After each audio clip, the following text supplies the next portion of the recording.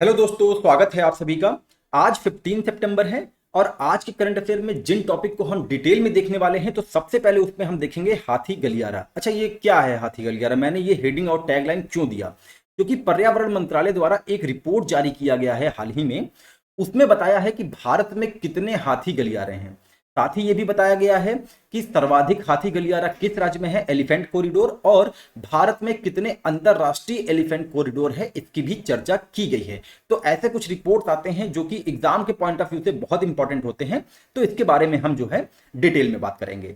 और हम बात करेंगे यूपी में शुरू हुए नंदनी कृषक समृद्धि योजना के बारे में।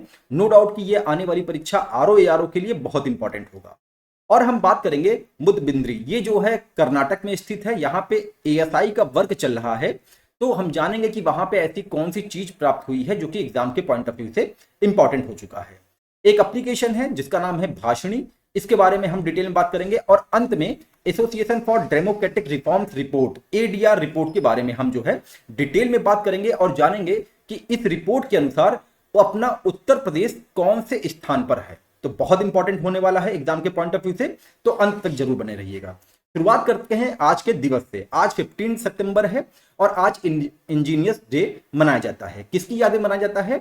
एम विश्वेश्वरैया की जयंती के उपलक्ष्य में जो है प्रतिवर्ष इसको मनाते हैं। एम विश्वेश्वरैया एक महान इंजीनियर थे, इसलिए उन्हें वर्ष 1955 में भारत के सर्वोच्च सम्मान भारत रत्न से पुरस्कृत किया गया था। इनका जन्म 15 सितंबर 1861 को हुआ था और उन्हीं की जयंती 15 सितंबर को राष्ट्रीय इंजीनियर्स डे के रूप में मनाने का निर्णय लिया गया। अब बात करते हैं 2023 के थीम यानी कि विषय के बारे में। तो इस वर्ष का जो विषय है वो है सतत भविष्य के लिए engineering, engineering for a sustainable future. इस वर्ष की थीम है, इसको आप ध्यान रखे रहिएगा। अब बात करते हैं वन लाइनर इंपॉर्टेंट फैक्ट्स के बारे में। तो राष्ट्रपति द्रौपदी मुर्मू ने गांधीनगर में गुजरात विधानसभा की digital house project national e विधान एप्लीकेशन का आधिकारिक तौर पर अनावरण किया है। भारत सरकार के अनुसार देश में कुल बिजली उत्पादन में नवीकरणीय ऊर्जा की हिस्सेदारी वर्ष 2030 तक बढ़ाकर 65% हो जाएगी, ऐसी भारत सरकार ने ये जानकारी दी है। तो ये सब जानकारी ना आप अपने जो है नोट्स में जरूर मेंशन किया करें, क्योंकि ऐसा है कि आरओ एआरओ का जब पीटी हो जाएगा तो उसके बाद मेंस का भी एग्जाम होता है। और मेंस के एग्जाम में अगर निबंध इस टॉपिक से आता है और आप ऐसे डेटा वहां पे मेंशन करते हैं तो नो डाउट आप जो है अन्य आपके प्रतियोगी हैं उनसे आप एक कदम आगे रहेंगे। तो ऐसे डेटा बहुत इंपॉर्टेंट है, इसको आप नोट डाउन जरूर किया करिए। आगे बात करते हैं। ऑयल इंडिया लिमिटेड वर्ष 2040 तक शुद्ध कार्बन उत्सर्जन के लक्ष्य को प्राप्त करने के लिए 25,000 करोड़ रुपए का निवेश करेगी। तो ऑयल इंडिया लिमिटेड का जो शुद्ध कार्बन उत्सर्जन का लक्ष्य है वो कब तक है? वर्ष 2040 तक है, इसको आप ध्यान रखे रहिएगा। आगे बात करें। इसरो ने वर्ष 2030 तक भारत में पहली बार अंतरिक्ष पर्यटन शुरू करने की योजना बनाई है और साथ ही इसरो के चेयरमैन एस सोमनाथ ने कहा है कि काम प्रगति पर है। प्रति टिकट की कीमत 6 करोड़ रुपए होगी और यात्रा पर जाने वाले लोग खुद को अंतरिक्ष यात्री भी कह सकेंगे। आगे देखें। भारतीय रिजर्व बैंक ने हाल ही में फिनटेक संस्थाओं से स्वनियामक संगठन स्थापित करने का आह्वान किया है, मतलब उनसे कहा है कि आप लोग जो है एसआरओ की स्थापना जो है कर लीजिए। ये एसआरओ गैर सरकारी संस्थाओं के रूप में काम करते हैं जो पारदर्शिता, निष्पक्ष प्रतिस्पर्धा, उपभोक्ता संरक्षण पर उद्योग विशिष्ट आचार संहिता बनाने और लागू करने के लिए जिम्मेदार हैं। आगे बात करें। राज्य में सूखे की मौजूदा स्थिति को ध्यान में रखते हुए कर्नाटक सरकार ने अंतरराष्ट्रीय स्तर पर प्रशंसित हम्पी महोत्सव को अगले साल की शुरुआत के लिए स्थगित करने का विकल्प चुना है। तो हम्पी उत्सव का संबंध किस राज्य से है? कर्नाटक से है, इसको आप ध्यान रखिएगा, वो कई बार एग्जाम में ये आया भी है। आगे बात करें। आईआईसीसी द्वारिका नई दिल्ली में एशिया के सबसे बड़े सम्मेलन और केंद्र प्रदर्शनी केंद्र का निर्माण कार्य पूरा हो गया है, जिसका उद्घाटन प्रधानमंत्री नरेंद्र मोदी 17 सितंबर को करेंगे। तो एशिया का सबसे बड़ा सम्मेलन और प्रदर्शनी केंद्र कहां पे है? नई दिल्ली में है, इसको आप ध्यान रखिएगा। आगे बात करते हैं। रूस अपने रूसी समुद्री प्रशिक्षण संस्थान व्लादिवोस्तोक में भारतीय नाविकों को जमे हुए ध्रुवीय और आर्कटिक जल में नौ परिवहन के लिए प्रशिक्षित करने के लिए सहमति प्रदान कर दी है। यूरोपीय संघ ने 13 सितंबर 2023 को घोषणा की कि वह हिमाचल प्रदेश और उत्तराखंड के बाढ़ प्रभावित परिवारों को 1 लाख यूरो यानी कि 90 लाख भारतीय रुपए की आपातकालीन मानवीय सहायता प्रदान करेगा। तो जो हिमाचल प्रदेश और उत्तराखंड में बाढ़ आया है वहां पे कौन सा अंतरराष्ट्रीय संस्था सहयोग दे रहा है? यूरोपीय संघ सहयोग दे रहा है 1 लाख यूरो का। इसको आप ध्यान रखिएगा। भारत और रूस जल्द ही पूर्वी समुद्री गलियारे पर परिचालन शुरू करेंगे, जिससे माल परिवहन का समय 40 दिन से घटकर 24 दिन हो जाएगा। आगे बात कर लेते हैं कुछ खेल समसामयिकी से वन लाइनर में। ISSF राइफल और पिस्टल निशानेबाजी विश्व कप ब्राजील के रियो द जनेरियो में शुरू हो रहा है। सौरभ चौधरी और अंजुम मौदगिल 16 सदस्यीय भारतीय दल का नेतृत्व करेंगे। तो देखिए ब्राजील के पास जो है G20 का वो भी है, अध्यक्षता भी है 2024 के लिए, और ब्राजील में राइफल पिस्टल निशानेबाजी विश्व कप हो रहा है। तो ऐसे रिलेट करके आप अपना ध्यान रखे रहिएगा। आगे बात करते हैं क्रिकेट। ऑस्ट्रेलिया ने वर्ष 2023-24 के क्रिकेट सीजन के लिए तेज या मध्यम गति के गेंदबाजों का सामना करते समय बल्लेबाजों के लिए हेलमेट पर गर्दन रक्षक पहनना अनिवार्य कर दिया है, और ऐसा करने वाला ये पहला देश बन गया है। इसको आप ध्यान रखिएगा।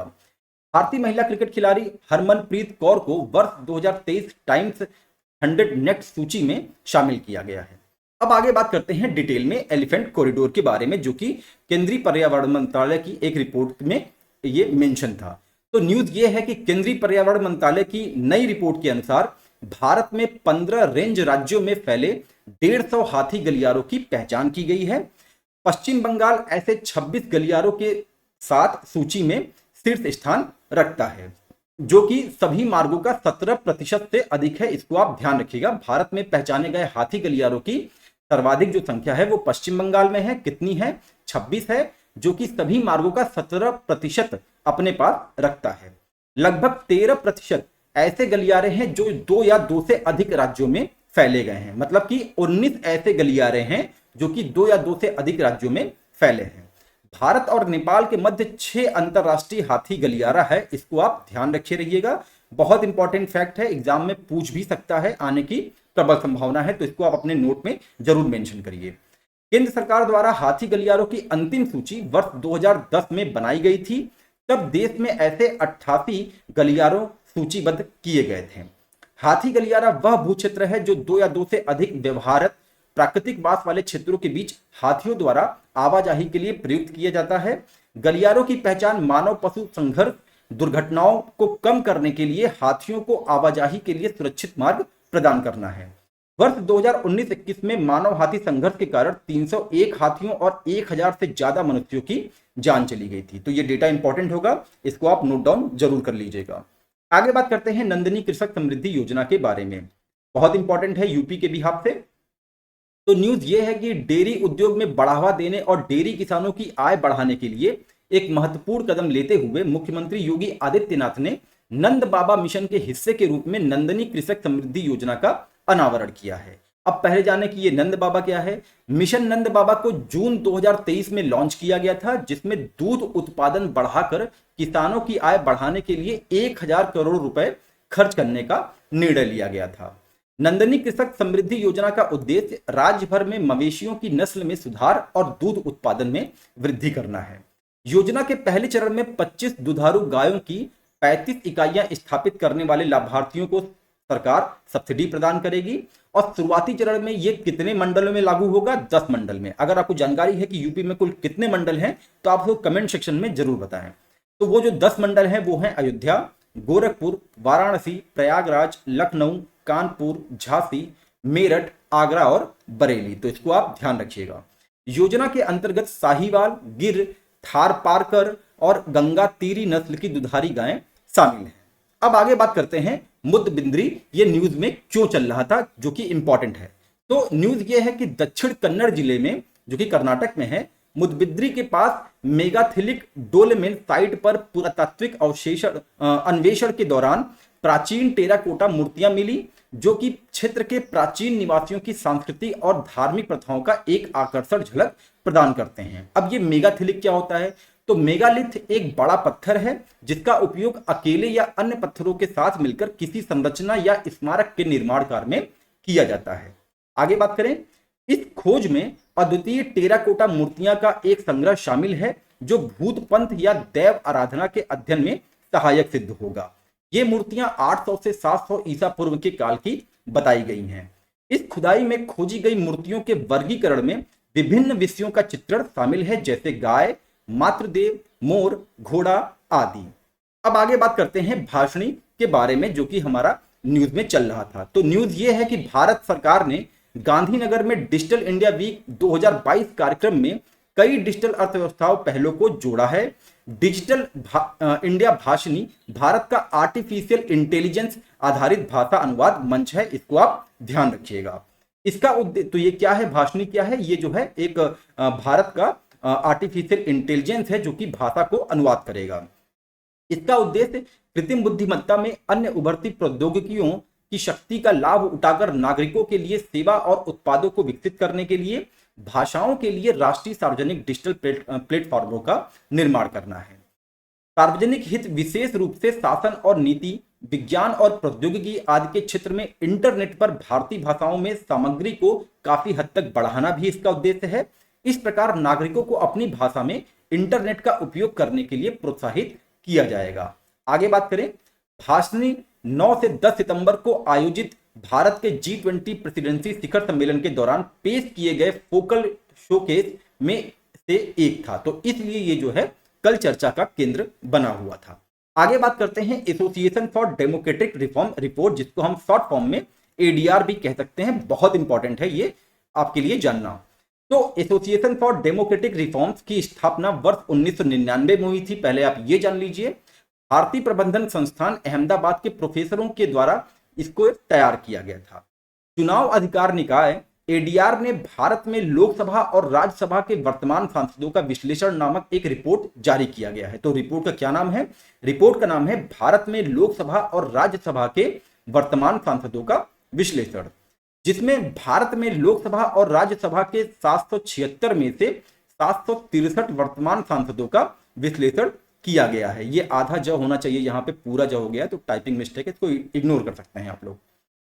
रिपोर्ट के अनुसार देश में 763 वर्तमान सांसदों में 306 ने अपने ऊपर आपराधिक मामले घोषित किए हैं। मतलब रिपोर्ट बताती है कि लगभग 40% ऐसे सांसद हैं जो कि आपराधिक मामले में संलिप्त हैं। इसको आप ध्यान रखिएगा। तो जो ऐसे डेटा होते हैं ना, उसको आप पीटी के पर्पज से भी और मेंस के पर्पज से भी आप इसको नोट कर सकते हैं, नोट में अपने लिख सकते हैं। आगे बात करें, रिपोर्ट के अनुसार सांसदों द्वारा घोषित आपराधिक मामलों के संदर्भ में शीर्ष स्थान वाले राज्य केंद्र शासित प्रदेश जो कि प्रतिशत में है वो निम्नलिखित हैं।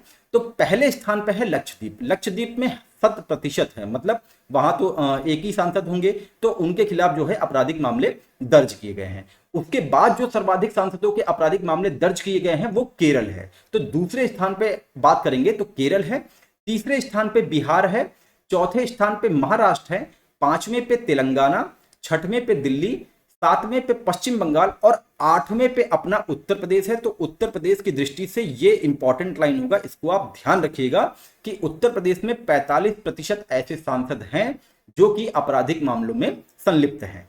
तमिलनाडु 9वें नंबर पर और 10वें नंबर पर हिमाचल प्रदेश है। अच्छा देखिए, यहाँ पे आपको ध्यान ये देना है कि यहाँ पे मैंने बताया है राज्य और केंद्र शासित प्रदेशों की स्थिति, ठीक है। अगर केवल राज्य पूछेगा तो आप यहाँ पे एक कम कर दीजिएगा, क्योंकि यहाँ पे एक केंद्र शासित प्रदेश है जिसका नाम है लक्षद्वीप, अब वो भी शीर्ष पे है। तो अगर केवल राज्य पूछेगा तो आपको पहले नंबर पे केरल रखना होगा, दूसरे नंबर पे आपको बिहार रखना होगा, और उस बिहार से जो आपका उत्तर प्रदेश का स्थान आएगा वो आएगा 7वां। तो ये बहुत इंपॉर्टेंट लाइन है, इसको आप ध्यान रखिएगा। आगे बात करते हैं, रिपोर्ट के अनुसार बिहार की सत्ताधारी पार्टी राजद में सर्वाधिक दागी सांसद हैं।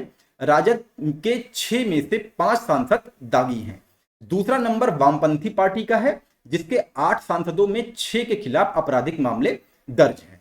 तो दोस्तों ये तो रहा आज का करंट अफेयर। और अगर आपको ये लग रहा है, मैं कई बार कहता हूं कि ये एग्जाम के पॉइंट ऑफ व्यू से मैं इंपॉर्टेंट डेटा प्रोवाइड करवा रहा हूं, तो आप इसको अपने दोस्तों से जरूर शेयर करें। हमारे चैनल के बारे में आप उनसे एक बार जिक्र जरूर करें, आप उनको हमारा कंटेंट दिखाएं। मिलते हैं आपको अपने कंटेंट के साथ, अगले कंटेंट के साथ। तब तक के लिए नमस्कार, जय हिंद, जय भारत।